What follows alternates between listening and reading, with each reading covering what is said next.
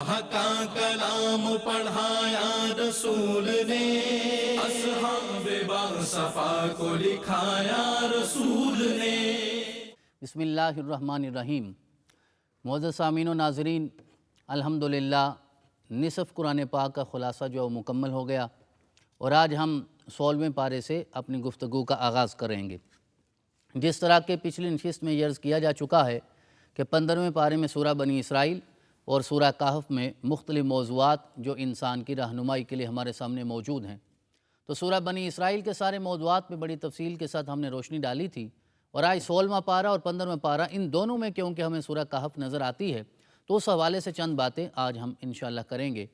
کہ حضرت سیدنا موسیٰ علیہ السلام اور حضرت سیدنا خضر علیہ السلام کا واقعہ وہ ہمیں سورہ کہف میں نظر آتا ہے، جو 15ویں پارے کے آخر میں اور 16ویں پارے کی ابتدا میں موجود ہے۔ لہذا یہ موضوع کیونکہ دونوں پاروں پہ مشتمل ہے، آج ہم اس پہ بات کریں گے کہ حضرت سیدنا موسیٰ علیہ السلام نے اللہ کریم کی بارگاہ میں عرض کیا تھا کہ جسے تو نے اپنی جناب سے علم عطا فرمایا ہے، کسی ایسے بندے کی طرف میری رہنمائی کر دی جائے تاکہ میں تیرے حکم سے شریعت کے بعد طریقت کا علم بھی حاصل کر سکوں۔ اب اس واقعے کو عرفاء کے ہاں اور صوفیاء کے ہاں علم شریعت اور علم طریقت پہ بہت بڑی دلیل سمجھا جاتا ہے کہ حضرت سیدنا موسیٰ علیہ السلام کیونکہ کلیم اللہ ہیں تو اللہ نے آپ کو علم کامل تو عطا فرمایا ہی تھا، لیکن حضرت سیدنا خضر علیہ السلام کو جو خاص علم اللہ نے عطا فرمایا، جس کے لیے اشارہ کیا فَوَجَدَا عَبْدًا مِّنْ عِبَادِنَا آتَيْنَاهُ رَحْمَةً مِّنْ عِنْدِنَا وَعَلَّمْنَاهُ مِن لَّدُنَّا عِلْمًا، کہ حضرت سیدنا موسیٰ علیہ السلام آپ اور آپ کے جو بھانجے تھے حضرت یوشع، وہ پہنچے حضرت خضر علیہ السلام کے پاس اور ان کی بارگاہ میں جا کے عرض کیا کہ ہمیں بھی اس علم میں سے حصہ عطا فرمائیں جو اللہ تعالیٰ نے آپ کو اپنی جناب سے عطا فرمایا۔ یہ لفظ قرآن پاک کے ہیں کہ وَعَلَّمْنَاهُ مِن لَّدُنَّا عِلْمًا، کہ اس بندے کے پاس پہنچے جسے ہم نے اپنی جناب خاص سے علم عطا فرمایا تھا۔ ایک اصطلاح معزز ناظرین و سامعین ہم اکثر سنتے ہیں کہ علم لدنی اللہ کریم جسے چاہے عطا فرماتا ہے، تو یہ من لدن کا معنی ہوتا ہے کہ اس کی خاص جناب سے، جس کے لیے دنیا کے اسباب اور وسائل کی کوئی ضرورت نہیں ہوتی، تو وہ اس آیہ کریمہ سے علماء نے اخذ کیا ہے یہ لفظ وَعَلَّمْنَاهُ مِن لَّدُنَّا عِلْمًا، کہ حضرت خضر کو اللہ کریم نے اپنی جناب سے خاص علم عطا فرمایا تھا۔ حضرات گرامی، علم تو ویسے وہی ہوتا ہے جو میرا رب اپنی جناب سے عطا فرماتا ہے، ورنہ سورہ بنی اسرائیل میں ارشاد فرمایا یسألونک عن الروح قل الروح من امر ربی وما اوتیتم من العلم الا قلیلا، جتنی تحقیق جدید ہو جائے، جتنی بھی علماء ترقی کر جائیں، جتنے مدارس خانقاہیں آباد ہو جائیں، ہر معاملے میں تحقیق ہو سکتی ہے، لیکن روح کی حقیقت کو سمجھنا یہ انسان کے بس کی بات ہی نہیں ہے۔ ارشاد فرمایا یہ روح ایک ایسا موضوع ہے کہ جس کے بارے میں جب بھی سوال کیا جائے تو یہی سمجھو یہ اللہ کا امر ہے، یہ اللہ کا حکم ہے۔ وَمَا أُوتِيتُم مِّنَ الْعِلْمِ إِلَّا قَلِيلًا، اور انسان کے کم علم ہونے کی طرف اسی آیہ کریمہ میں میرے رب نے پورے قرآن میں سے صرف اس آیت مبارکہ میں اشارہ فرمایا ہے کہ تو جتنی بھی کوشش کر لے تیرا علم اتنا نہیں ہے، تو ابھی تک جسم کی ساری صفات اور کیفیات اور خصوصیات کو سمجھ نہیں سکا تو روح کو کیسے سمجھ سکتا ہے؟ تو روح صرف اللہ کا امر ہے، انسان کو اسی حد تک اپنے آپ کو محدود رکھنا چاہیے۔ تو علم لدنی بھی وہ ہے جو میرا رب اپنی جناب سے عطا کرتا ہے۔ تو حضرت سیدنا موسیٰ علیہ السلام نے جا کے عرض کیا تھا کہ هل اتبعک علی ان تعلمنی مما علمت رشدا، کیا میں آپ کی اتباع کر سکتا ہوں؟ کیا میں آپ کے ساتھ ساتھ چل سکتا ہوں؟ کیا میں آپ کے نقش قدم پہ پرواز کر سکتا ہوں تاکہ آپ وہ علم مجھے بھی عطا فرمائیں جو خصوصی طور پہ اللہ کریم نے آپ کو عطا فرمایا ہے؟ تو حضرت سیدنا خضر علیہ السلام نے فرمایا انک لن تستطیع معی صبرا، کہ موسیٰ تو میرے ساتھ صبر نہیں کر سکے گا، اور ساتھ بتایا کہ کیوں صبر نہیں کر سکے گا۔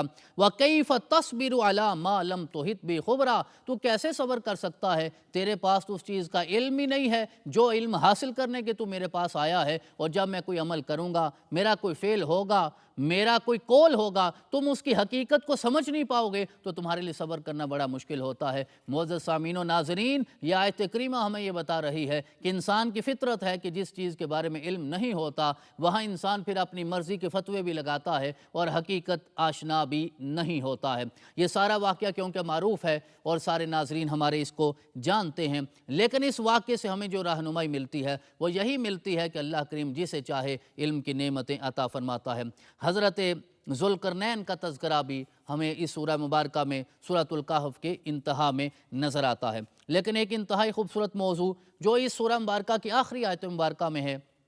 وہ اللہ کریم کی رسول اکرم صلی اللہ علیہ وسلم کی مثلیت و بشریت کے حوالے سے ہے کہ قل انما انا بشر مثلکم یوحی الی انما الہکم الہ واحد، کہ بعض اوقات لوگ یہ آیہ مبارکہ تلاوت کر کے رسول اکرم صلی اللہ علیہ وسلم کو اپنا ہم مثل ثابت کرنے کی کوشش کرتے ہیں، اپنے جیسا کہتے ہیں، کیونکہ قرآن کی آیت کے لفظ یہ ہیں کہ انما انا بشر مثلکم، کہ میں تمہاری مثل ایک بشر بن کے آیا ہوں۔ لیکن حقیقت میں مثلکم پہ نہ تو موضوع مکمل ہوتا ہے، نہ آیت مکمل ہوتی ہے، نہ صورت مکمل ہوتی ہے۔ آگے امتیاز بیان فرمایا ہے یوحی الی انما الہکم الہ واحد، کہ میں تمہاری طرح بشر ہوں، لیکن ہوں ایسا بشر کہ میری طرف رب وحی نازل کرتا ہے۔ اب جس کی طرف وحی نازل ہوتی ہو وہ ہماری طرح بشر کیسے ہو سکتا ہے؟ قرآن کا کام ہے اشارے دینا، قرآن کا کام ہے روشنی دینا، پھر انسان کے نصیب میں ہوا تو وہ منزل پہ پہنچ جاتا ہے۔ حضرت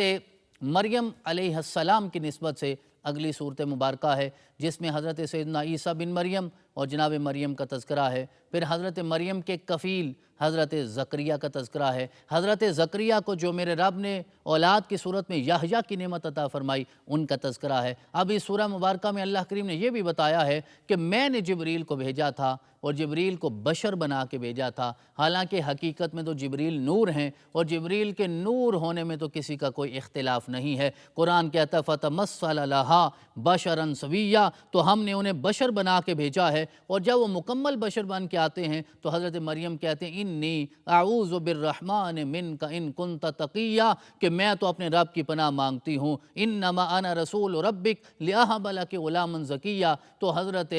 جبریل نے کہا کہ میں تو تیرے رب کا رسول بن کے آیا ہوں اور اللہ کے حکم سے تجھے بیٹا عطا فرمانے کے لیے آیا ہوں۔ اس کا مطلب یہ ہوا کہ وہ حقیقت میں تو نور ہیں لیکن بشر کی تمثیل میں آئے ہیں۔ تو اگر اللہ رب العزت نے جناب جبریل کے ساتھ یہ معاملہ فرمایا ہے تو پھر جناب محمد الرسول اللہ وجہ تخلیق کائنات سرور کائنات علیہ تحیت و ثنا کے حوالے سے ہمارا یہ عقیدہ کیوں نہیں ہو سکتا؟ پھر جب حضرت مریم نے جناب عیسیٰ علیہ السلام کو جنم دیا تو مختلف باتیں جو انسانی فطرت میں ہیں انہوں نے کی، تو اللہ رب العزت نے حضرت مریم علیہ السلام کا دفاع بھی حضرت عیسیٰ سے کروایا ہے۔ 3 دن عمر تھی حضرت عیسیٰ کی جب آپ نے پنگوڑے میں کلام کیا، جس کی طرف قرآن پاک کی آیت مبارکہ اشارہ کرتی ہے قالوا کیف نکلم من کان فی المہد صبیا، کہ جب حضرت مریم علیہ السلام کی طرف انہوں نے تہمتیں لگانا شروع کی تو جناب مریم نے اشارہ کیا اس پنگوڑے کی طرف جس میں حضرت عیسیٰ موجود تھے اور کہا کہ آ کے اس سے سوال کر لو کہ اللہ رب العزت نے کیسے اسے یہ زندگی کی نعمت عطا فرمائی ہے۔ تو وہ سارے کہنے لگے کیف نکلم، ہم کیسے کلام کر سکتے ہیں، من کان فی المہد صبیا، جو ابھی پنگوڑے میں ایک بچے کی صورت میں ہے، 3 دن کا بچہ کہاں کلام کرتا ہے۔ قال انی عبد اللہ، اب اللہ نے حکم ارشاد فرمایا، 3 دن کے بچے نے کلام کیا اور کہا کہ انی عبد اللہ آتانی الکتاب وجعلنی نبیا، اور 3 چیزیں اس جملے میں ارشاد فرمائی ہیں۔ کہنے لگے لوگوں یاد رکھو میں ابن اللہ نہیں ہوں، میں تو عبد اللہ ہوں، میں اللہ کا بندہ بن کے آیا ہوں۔ آتانی الکتاب، اللہ نے مجھے کتاب بھی عطا فرما دی ہے، وجعلنی نبیا، اور مجھے نبی بنا کر بھیجا ہے۔ ذرا غور کیجئے، توجہ کرنے والی بات ہے کہ اگر حضرت عیسیٰ علیہ السلام کو اللہ نے 3 دن کا اعلان کروا دیا کہ میں نبی بن کر آیا ہوں، تو پھر آپ نے نبی کے لیے یہ تصور رکھنا کہ وہ 40 سال کی عمر میں جا کے نبی بنے ہیں، تو اس کا مطلب یہ ہوگا کہ ہم اس فضیلت خاصہ کا انکار کر رہے ہیں۔ حالانکہ حضرت عیسیٰ علیہ السلام نے تو کلمہ پڑھا تھا جو میثاق نبوت ہمیں نظر آتا ہے، 3 پارے میں اللہ رب العزت نے ارشاد فرمایا میں نے کہا اس پہ ایمان لاؤ گے تو تمہیں نبوت عطا فرماؤں گا۔ اب جو نبی بن کے آیا ہے، جس کے صدقے وہ نبی بن کے آیا ہے، اللہ رب العزت انہیں پیدا ہونے سے پہلے کیوں نبوت کی نعمت نہیں عطا فرمائے گا؟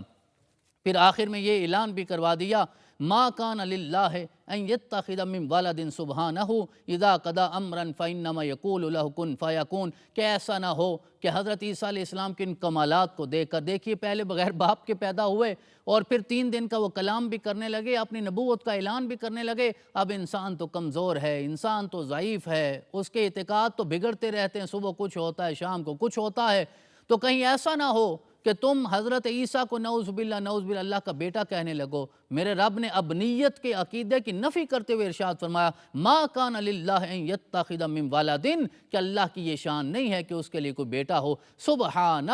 جس طرح پچھلی نشست میں ہم عرض کر چکے ہیں کوئی خاص حکم ہو جس کو انسانی عقل ماننے پہ تیار نہ ہو تو میرا رب لفظ سبحان کے ساتھ اس کی نفی فرماتا ہے، تو کہا سبحانہ، وہ تو پاک ہے، اسے اولاد کی کیا ضرورت ہے، اذا قضا امرا فانما یقول له کن فیکن، جب وہ کسی چیز کا ارادہ فرماتا ہے، اس کی کوئی بھی چاہت ہوتی ہے، بس وہ کن کہتا ہے اور وہ چیز ہو جاتی ہے۔ تو جس کے لیے اتنے اختیارات ہیں اسے اپنی نسل چلانے کے لیے نعوذ باللہ ثم نعوذ باللہ اولاد کی قطعاً کوئی ضرورت نہیں ہے۔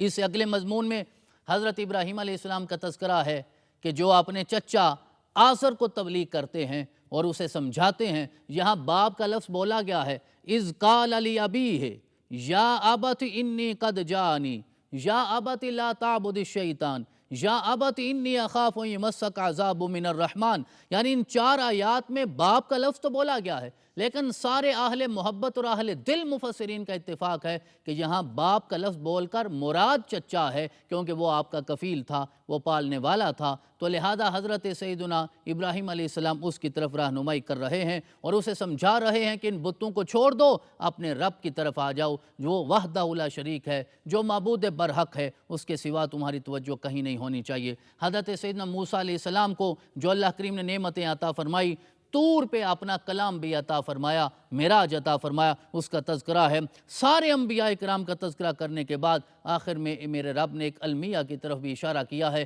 فخلف من بعدہم خلف اضاعوا الصلاۃ واتبعوا الشہوات فسوف یلقون غیا۔ ارشاد فرمایا یہ پہلے تو بڑی ہی نیک نامی کے ساتھ یہ سلسلہ چلتا رہا، لیکن پھر ان کے جانشین کچھ ایسے لوگ ہوئے جو اپنی خواہشوں کی اتباع کرتے رہے اور میرا رب ان سے ناراض ہو گیا، سوائے ان لوگوں کے جنہوں نے توبہ کی، جو ایمان لائے، جنہوں نے نیک عمل کیے، تو میرے رب نے انہیں جنت کی ساری نعمتیں عطا فرمائی ہیں۔ یہ سارے موضوعات ہیں جو ہمیں سورہ مریم میں نظر آتے ہیں، لیکن 16ویں پارے کا جو دوسرا حصہ ہے وہ سورہ طٰہٰ پر مشتمل ہے، اور سورہ طٰہٰ میں اللہ کریم نے اپنے رسول صلی اللہ علیہ وسلم کے ساتھ بڑی محبت کا اظہار فرمایا ہے۔ لفظ طٰہٰ یہ حروف مقطعات ہیں اور ان کے بحث آپ کئی دفعہ سن چکے ہیں۔ طا اور ہا یہ حروف مقطعات ہیں اور اس کے حوالے سے سارے مفسرین کا اتفاق ہے کہ اللہ کریم ان حروف کے ساتھ، طٰہٰ کے ساتھ، یاسین کے ساتھ، الف لام میم کے ساتھ، الف لام را کے ساتھ اپنے رسول کے ساتھ خطاب کرتا ہے،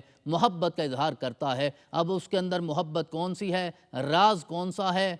اسرار کون سے ہیں، انہیں یا اللہ جانتا یا محمد رسول اللہ جانتے ہیں، اور کوئی جانتا نہیں ہے۔ ما انزلنا علیک القرآن لتشقی، ہم نے یہ قرآن اس لیے نازل نہیں کیا کہ آپ مشقت میں پڑ جائیں، آپ تکلیف میں پڑ جائیں اور ساری رات اٹھ کے آپ اللہ کی بارگاہ میں عبادت کرتے رہیں، بلکہ قم اللیل الا قلیلا، رات کو قیام کیا کرو لیکن آرام کرنا بھی ضروری ہے، قیام آپ کا تھوڑا ہونا چاہیے۔ اور اسی سورہ مبارکہ میں لہ ما فی السماوات وما فی الارض وما بینہما وما تحت الثری، اس آیہ کریمہ میں اللہ رب العزت نے اپنی توحید کا ایسا واضح اعلان فرمایا ہے کہ شرک کی کوئی گنجائش ہی باقی نہیں رکھی۔ کہا لہ ما فی السماوات، جو کچھ آسمانوں میں ہے اس کا مالک بھی اللہ ہے، جو کچھ زمین میں ہے اس کا مالک بھی اللہ ہے، جو کچھ آسمان اور زمین کے درمیان ہے اس کا مالک بھی اللہ ہے، جو تحت الثری میں ہے اس کا مالک بھی اللہ ہے۔ اب ہمارے علم میں یا تو آسمان ہے یا زمین ہے، یا آسمان اور زمین کے مابین ہے یا تحت الثری ہے، ہر چیز کی میرے رب نے نفی فرما دی ہے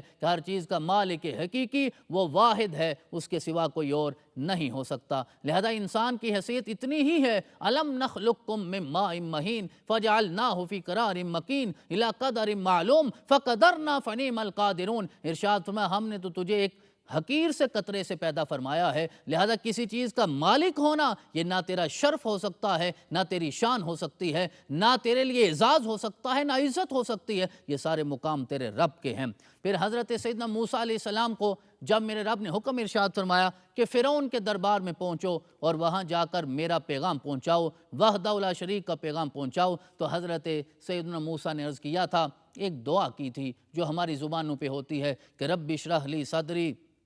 ویسر لی امری واحلل عقدۃ من لسانی یفقہ قولی واجعل لی وزیرا من اہلی ہارون اخی اشدد بہ ازری۔ تو حضرت موسیٰ علیہ السلام نے اس تبلیغ میں بطور وزیر اور اپنے معاون کے طور پہ اللہ کریم کی بارگاہ سے بطور خاص اپنے بھائی حضرت ہارون کو مانگا ہے۔ اب ان آیات کے ضمن میں سارے مفسرین اس بات کی طرف اشارہ کرتے ہیں، اور خاص طور پہ امام کبیر نے تفسیر کبیر میں امام فخر الدین رازی نے یہ لکھا ہے کہ جس طرح اللہ سے حضرت موسیٰ علیہ السلام نے جناب ہارون کو مانگا تھا، اسی طرح رسول اکرم علیہ تحیۃ وثناء نے اپنی وزارت کے لیے، اپنی معاونت کے لیے اللہ کی بارگاہ سے مولا کائنات شیر خدا جناب علی المرتضیٰ کو مانگا تھا۔ اور آخری جملہ اس بحث کا میں یہاں بات ختم کرنا چاہتا ہوں کہ فرعون کے دربار میں تبلیغ کے لیے اللہ نے اپنے 2 نبی بھیجے ہیں۔ فرعون کے دربار میں آج کے مبلغین سے، آج کے واعظین سے، آج کے خطبات سے، آج کے اساتذہ سے، آج کے دین سے محبت کرنے والے ان لوگوں سے میں یہ عرض کرنا چاہتا ہوں کہ تبلیغ کا اصل حسن کیا ہے کہ فرعون جو خدائی کا دعویٰ کر رہا ہے، نعوذ باللہ خود کو رب اعلیٰ کہتا ہے، رب العالمین کہتا ہے، اس کے پاس اللہ نے اپنے 2 نبی بھیجے ہیں، اور بھیجتے ہوئے یہ کہا جا کے لڑنا نہیں ہے، لڑائی نہیں کرنی، جھگڑا نہیں کرنا، گالیاں نہیں دینی، کوئی فتوے نہیں لگانے، کیا کرنا ہے فَقُولَا لَهُ قَوْلًا لَيِّنًا لَعَلَّهُ يَتَذَكَّرُ أَوْ يَخْشَىٰ، جا کے نرم رویے سے بات کرنی ہے، میٹھا کلام کرنا ہے، خوبصورت انداز سے بات کرنی ہے۔ ہو سکتا ہے اس قول لیجن کی وجہ سے، قول کریم کی وجہ سے، قول معروف کی وجہ سے، اچھی گفتگو کی وجہ سے وہ نصیحت حاصل کر لے اور اپنے رب سے ڈر جائے۔ حضرات گرامی، اس پوری سورہ مبارکہ میں حضرت سیدنا موسیٰ علیہ السلام کے ذریعے میرے رب نے کسے کسے ہدایت عطا فرمائی، وہ ہمیں کسے نظر آتے ہیں۔ اللہ پاک ہمیں عمل کی توفیق عطا فرمائے۔ وَمَا عَلَيَّ إِلَّا الْبَلَاغُ۔ اللہ کا کلام پڑھایا رسول نے، اصحاب باصفا کو لکھایا رسول نے، کا کلام پڑھایا رسول نے، اصحاب باصفا کو لکھایا رسول نے۔ قرآن کے حرف حرف کی تقسیم ہو گئی، تمثیل ہر عمل کو بنایا رسول نے۔